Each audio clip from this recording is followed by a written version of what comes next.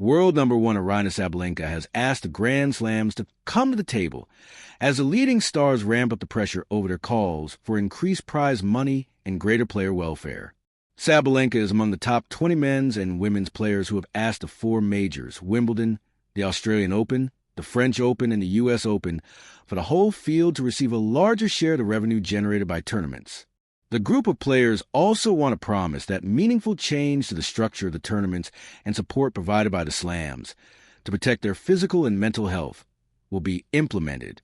The Grand Slams insist they remain open to constructive dialogue about the sport's future.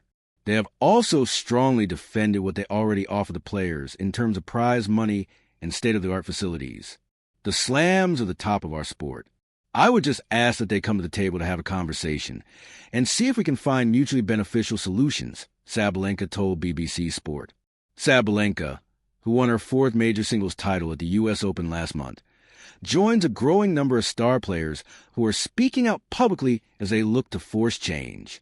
Fellow Grand Slam champions Jannik Sinner, Carlos Alcaraz, and Coco Gauff have been among the big names outlining their concerns. After holding meetings with the Grand Slams earlier this year, the players fear the discussions have stalled and are frustrated by a belief they are not being listened to. They have decided to apply pressure by being vocal publicly and are willing to consider further steps of action.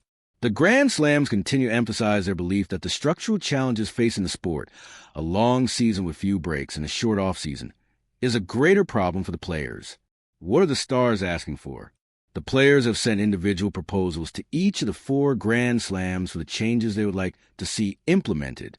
There are three broad areas of concern. Prize money, a higher ratio of prize money to revenue and acknowledgement of what players contribute to financial success of the tournaments, with more money trickling down the draws. Player welfare, how much the Grand Slams are willing to contribute to pension, health care, and maternity pots.